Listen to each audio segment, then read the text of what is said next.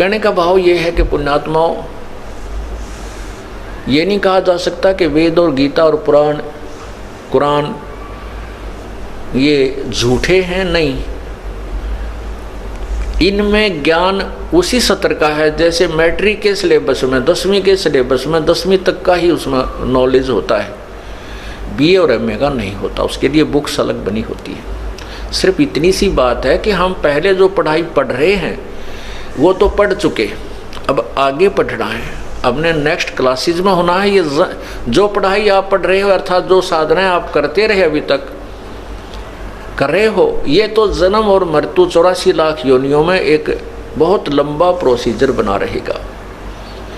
इससे आगे की पढ़ाई है कि कभी मृत्यु नहीं होगी। उस स्थान पर चले जाएंगे। 18वें अध्याय के जो 62वें श्लोक में कहा है कि तू उस परमेश्वर की शरण में जा, उसकी सर्वभाव से यानी पूर्ण रूप से समर्पण हो उस परम पिता के ऊपर, फिर अग्रम मग्रम नहीं रहे कि और देवता अन्य पूजाएं नहीं रहनी चाहिए। उस परमात्मा की शरण में सर्वभाव से जा, उसकी कृपा से ही तो परम शांति और शाश्वत स्थान यानी सत्य लोक, शाश्वत में सदा रहने वाला जो कभी एंड ना हो, नष्ट ना हो, उसको प्राप्त होगा।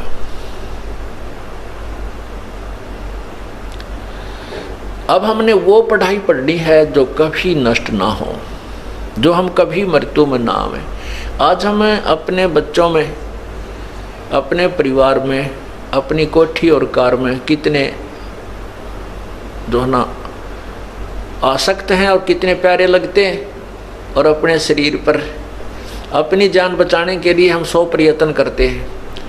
बीमारी हो जाती है, अच्छे डॉक्टर से दिखाते हैं, चाहे लाखों रुपए लग जाएं, चाहे ज़मीन भी बेचनी पड़ जाए, चाहे घर भी बेचना पड़ जाए, जीवन की रक्षा करने की चेष्टा करते हैं। तो ऐसा क्यों करते हैं? क्योंकि जीवन हमें बहुत प्रिय है और हम मरना नहीं चाहते। क्यों नहीं मरना चाहते? जब पता है कि हम मरेंगे अवश्य। और फिर भी ऐसी भावना, ऐसा हमारे अंदर क्यों है? क्योंकि हम ऐसे स्थान पर रहा करते थे जहाँ हम कभी मरते नहीं थे। अब हमें यह मरना अच्छा नहीं लगता, तो अब हम उसी स्थान को पुनर्प्राप्त करने की चेष्टा करेंगे जहाँ से हम बिछुड़ कर आए हैं, जहाँ सब सद्ग्रंथ गवाही दे रहे हैं, सब संत गवाही दे रहे हैं कि वहाँ जाने के बाद फिर संसार में लौटकर कभी नहीं आते और वहाँ सदा अमर रहते हैं। वहाँ ना वृद्ध अवस्था आती है, वहाँ वृद्ध अवस्था नहीं आती है। जो सबसे भयंकर दुख है वृद्ध अवस्था में, मृत्यु का तो दुख है ही है, लेकिन वृद्ध अवस्था उससे भी बुरी है। अब तो हम मरने से डरते हैं और वृद्ध अवस्था आ जाती है, जो प्रार्थना करते हैं भगवान माटी संगवा दे। क्यों? कभी कड़मा दर्द, कभी शर्मा दर्द, कभी दाढ़ दुख है, कभी बीपी आई, कभी लो हो गया, कभी सांस नहीं आंदा, दमा हो गया, खांसी होगी, तो आप पे हाथ जोड़ने पड़े, भगवान हमने ठा ले। क्यों? जब तक कति पीड़ित होकर दुख मानकर अंत हो लिया, ना को घर में संभाल लिया, सुबह पानी दर्जा रोटी दे जा, काम करने वाले बच्चे कोई खेत में, कोई कितने शाम तक बूढ़ा पड़ा रहे। तो इस तरह कहने का भाव ये है कि ये और कष्ट तो ये वहाँ नहीं है, वृद्धावस्था नहीं उस लोक में। बाकी शरीर हमारा ऐसे ही है, ऐसे ही परिवार है, वहाँ कोई दर्द नहीं, कोई दुख नहीं, कोई कष्ट नहीं, कोई रोग नहीं, कोई मृत्यु नहीं। तो उस लोक की चाह क्यों नहीं बनाते हम? क्योंकि हमें उसका पता ही नहीं। हमें उसका अब बता रहे हैं, क्योंकि बताने वाला एक कबीर भगवान और उसके संतजन, और मिसगाइड करने वाले लाखों करोड़ों और अरबों। तो हमने वहाँ जाने की चाह बनती नहीं और विश्वास नहीं होता कि वैसा भी होगा कहीं स्थान। तो फिर हम इसी जन्म मृत्यु में पड़े रहना उचित समझ लिया और यहीं जी ला लिया हमने, यहीं अपना मन रमा लिया। एक भक्त को ऐसे ही समझा रहे थे, वो दूसरा और बैठा था, वो सुन रहा था यही सतलोक की बातें। तो उसने काफ़ी देर सुनने के बाद कहने लगा, महाराज जी, हम वैसे तो आप जो बता रहे हो शायद तो अजीबो गरीब कथा कभी किसी ने सुनाई नहीं, तो और मैं ऐसा व्यक्ति हूँ, मैं जिस मार्ग पर लगता हूँ उसको कंप्लीट करके छोड़ता हूँ, चाहे मैंने कितना ही प्रयत्न करना पड़े। और मुझे ये भय लग रहा है कि यदि मैं आपसे नाम ले लूँ और मैं सिर धड़कीबाजी लगाता हूँ प्रत्येक काम पर, उसके तह तक पहुँचता हूँ, और कहीं मैं स्पीड से सतलोक पहुँच जाऊँ और वहाँ कोई भी ना पावे, मेरा जी ना लगे, वहाँ कोई भी ना हो, मेरा अकेले का दिल ना लगे, फिर मैं दुखी हो जाऊँगा। इसलिए मैं आपका नाम नहीं लूँगा, इस ज्ञान इस मार्ग को मैं स्वीकार नहीं करना चाहता। अब ये तो कुछ तो उसकी बकवाद भरी बातें थी, क्योंकि जो भगवान नहीं चाहता वो अपनी कुछ सोच अधूरी सधूरी, कुछ उसमें उसकी बुद्धि यहीं तक काम करे थी। तो मैंने कहा भाई यहाँ कौन सा सुख मान रहा, चल तो यहाँ ईब तो सुखी है, मान रहे अपने आप को, और फिर गधा कुत्ता सुअर बन जावांगे, फिर यहीं आके क्या टिंडे लेगा, न बोले अड़क घूमते फिरते तो दिखे जाएंगे, जी ला गया रहेगा। यानी दूसरे कुत्ते भाई दूसरे गधे दिखे जाएंगे, उनके साथ हम मन लगा रहेगा। हमारी बुद्धि काल ने चारों तरफ से घुमा कर यहीं सेट कर दी कि यहाँ से ये इच्छा छोड़े नहीं। और परमात्मा कहते हैं जहाँ आशा तहाँ बासा हुई, मन कर्म वचन सुमरियो सोई। अंत समय में जिसकी भी हम भक्ति करते हुए इस प्राण त्याग जाएंगे, वो हम वहीं उसी को प्राप्त होंगे। गीता जी अध्याय नंबर 8 के श्लोक नंबर 1 में कहा है, अर्जुन ने कहा प्रभु जी आपने जो 7वें अध्याय के 29वें श्लोक में किसी तत्ब्रह्म के विषय में जानकारी दी है कि उसको जानने के बाद और उस पूरे आध्यात्मिक ज्ञान को जानने के उपरांत और सभी कर्मों से परिचित होने के उपरांत साधक केवल जन्म और मृत्यु जरा मरण से ही छूटने का प्रयत्न करता, यहाँ की किसी वस्तु की इच्छा नहीं करता। तो किम तत्ब्रह्म, वो तत्ब्रह्म कौन है, मुझे उसके विषय में बताओ। तब 8वें अध्याय के 3रे श्लोक में उत्तर दिया है गीता ज्ञानदाता प्रभु ने कि वो परम अक्षर ब्रह्म है। 8वें अध्याय के फिर 6ठे श्लोक में कहा है कि भाई उसमें कहा कि अर्जुन ये नियम है कि अंत समय में, यानी जो भी जिसकी साधना करता हुआ जिस भाव में भावित रहता है और अंत समय में वो उसी को प्राप्त होता है, ये नियम है। इसलिए 8वें अध्याय के 5वें श्लोक में कहा कि तू मेरी भक्ति कर और मुझे प्राप्त होगा। 8वें अध्याय के 7वें श्लोक में कहा कि तू मेरी भक्ति भी कर और युद्ध भी कर, तू मुझे ही प्राप्त होगा निसंशय। 8वें अध्याय के 8, 9, 10 3 श्लोकों में स्पष्ट किया है कि उस परम पिता दिव्य परम पुरुष परमेश्वर की जो साधना उस तत्वदर्शी संत के बताए अनुसार करता है,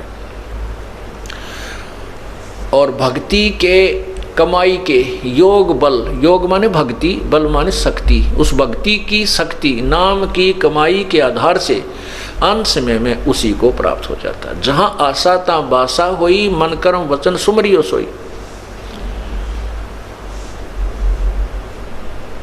अब आशा अंत में, अब जैसे जो भक्ति करते हैं उनकी आस्था अपने भगवान में होती है, जो भक्ति नहीं करते हैं उनकी आस्था रह जाती है अपने बेटे और बेटियां में या किसी पोते पोती में, संपत्ति में। तो वो वही जन्म पुनर्धारण कर लेते हैं, उनकी वही जन्म हो जाता, चाहे गधा बनो चाहे गधी, कुत्ता बनो चाहे कुतिया, या चाहे जो भी उसके संस्कारवश है, चाहे उड़े की चीड़ी वो क्या ना चीटी बन कर जन्म ले, वहीं आ जाएगा। तो इसलिए हम जिस भी परमात्मा की भक्ति करते हुए अंत समय तक, अब जैसे हम हर सुबह शाम दिन रात एक का मालिक याद रहता है, कबीर भगवान है, परमात्मा पूर्ण ब्रह्म है, वही हमने जाना है, वही भक्ति हम करें। तो हमारी अन्य भगवानों में जो आस्था नहीं रहेगी, ये बुरे भी नहीं लगते हैं। गीता जी में बताया है 2 अध्याय के 46वें श्लोक में कि बहुत बड़े जलाशय की प्राप्ति के उपरांत पूर्व आधारित, जिस पर हम पहले आधारित थे, उस छोटे जलाशय पे, छोटे से जोड़ पे, जोड़ी पे, एक तलैया पे, जो जिस पर हम आधारित थे, उस पर हम इतना उसका पता था कि इसमें इतना ही जल है, हो सकता है ये ज्येष्ठ मास में समाप्त हो जाए अगर वर्षा ना हुई तो। फिर हम उस जल के अभाव से दुखी हो जाते थे, हो सकता उसका पानी की सीमा का पता था। जैसे हमारे गांव में, आसपास सबके गांव में जोहड़ होते थे, वो छोटे होते थे, और उन जोहड़ों में, तालाबों में जल कई बार तो इतना सूख जाता था कि नहर से, आसपास नहर होती तो उससे डाला जाता था, वर्षा सीजन तक भी नहीं पहुंच पाते थे। तो यहाँ ये बताते हैं कि ऐसे तालाब के स्थान पर, ऐसे जलाशय के स्थान पर बहुत बड़ी झील, जिसमें चाहे 10 वर्ष भी वर्षा ना हो तो भी जलना समाप्त हो, अगर वो प्राप्त हो जा, उसके उपरांत जैसी आस्था उस जोड़ी पर रह जाएगी, उतनी ही वही सची थी अर्जुन उस व्यक्ति की हो जाती है जिसको तत्व ज्ञान हो जाता है। अन्य ज्ञानों पर, अन्य भगवानों में उसकी इतनी ही आस्था रह जाती है उस पूर्ण परमात्मा के ज्ञान के उपरांत। कितना ऑथेंटिक सटीक उदाहरण दिया है गीता जी में कि जैसे वो जोड़ी जो छोटी थी वह बुरी नहीं लगती, उसमें जल उसमें भी है, काम वो भी चला रही है, उससे भी हमारी प्यास बुझ रही है, लेकिन वो लिमिटेड है। उसकी तो औकात का पता है, उसकी सतिथि का पता, क्षमता का पता है कि ये तो एक सीजन भी पूरा नहीं कर सकती, और बहुत बड़ा झील मिल जाती है, लेक मिल जाती है, तो फिर तो कहना है क्या है। लेकिन फिर भी वह जोड़ी बुरी नहीं है। इसी प्रकार फिर माँ विष्णु महेश की जो सतिथि है तो एक जलाशय समझो छोटे वाला, एक तलैया है, और पूर्ण परमात्मा जो है ये बहुत बड़ा दरिया है। दरिया